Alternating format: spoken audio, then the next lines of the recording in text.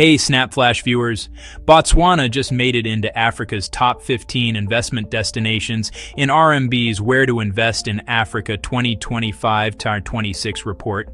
The country landed at number 13, and while that's still solid, it raises a big question. Can Botswana turn stability into real diversification as diamond revenues slow down? Here's the headline. RMB says Africa's future is shifting from aid to trade. But for Botswana, where diamonds still make up about 70% of export earnings, the challenge is proving that economic transformation isn't just a plan on paper.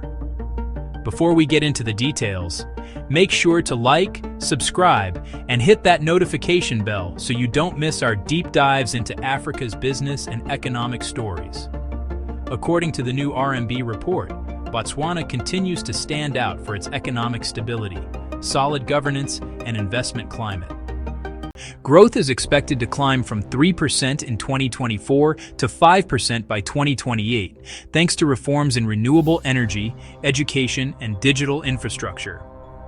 But beneath the stability lies a warning. The economy remains overly dependent on diamonds, an industry that's been hit hard by weaker global demand and falling prices. Earlier this month, Botswana's central bank reported a 1.7% economic contraction in the first half of 2025, with mining output down more than 20%. Now, under the government's new $388 billion Pula National Development Plan, NDP-12, the focus is shifting toward manufacturing, tourism, and financial services, all aimed at breaking that diamond dependency. I'm glad, Adrian, that Sam brought up Botswana because you did have the president of Botswana in one of your slides. And if we take what we've seen when it comes to the political shifts in Botswana, but then we also take in what we've seen with South Africa's coalition government. Typically, a lot of these political shifts, what have we seen or learned at least when it comes to how they influence investor confidence and capital flows? What have we learned so far?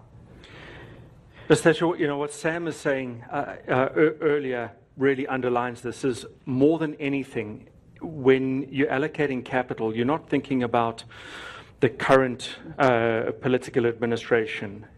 Bricks and mortar, you know, whether greenfields or brownfields capital is taking a decade view, a multi-decade view.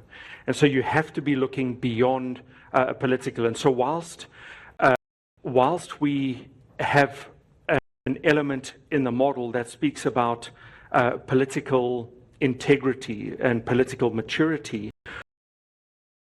Political is policy integrity and policy maturity.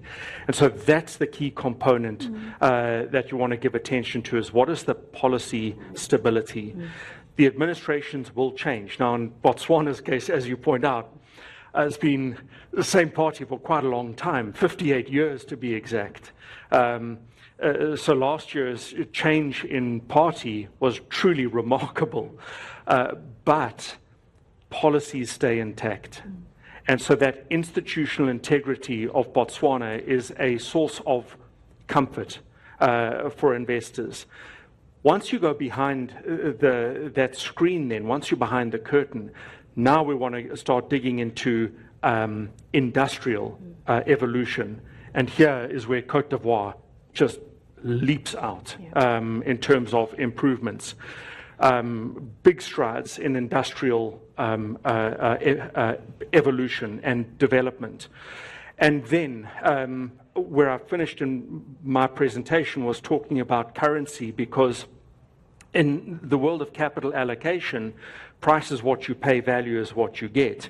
And if you go into a country in what looks like an attractive currency, and then you find that either you can't get your money out, or you can only get it out at a substantially weaker rate, now you've got capital problems.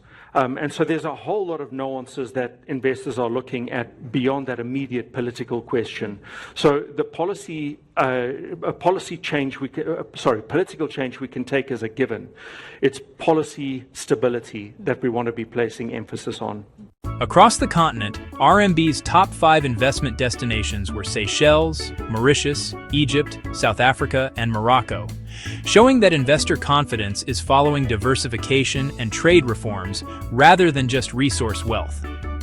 RMB chief economist Isaiah Malanga summed it up perfectly. Africa's growth is being redefined by declining aid and rising investment partnerships. From last year's elections, there are key themes that are going to be discussed today. You would know several countries have cut aid to much of the African continent. So there is a from aid to exports and investment theme, but we also have a lot of other dynamics that are in the report which will benefit by digging through after the discussions today. But overall, as I welcome all of us and leave the stage for the next session of our esteemed speakers and guests, please dig through into the report, engage with the report, invite our teams to come and explain and figure out where are some of the opportunities for your own businesses, but also where are some of the risks that you need to be able to mitigate with. We do have a lot of colleagues that are sitting in the room today that can also give you a different insight as you try to find solutions for your own businesses. This year's 2025-2026 Where to Invest in Africa is quite unique in the sense that it gives beyond the rankings of the investment attractiveness an export potential model, but also a currency model that you can use to look for opportunities, but also to mitigate the risks of currency devaluations or currency movements.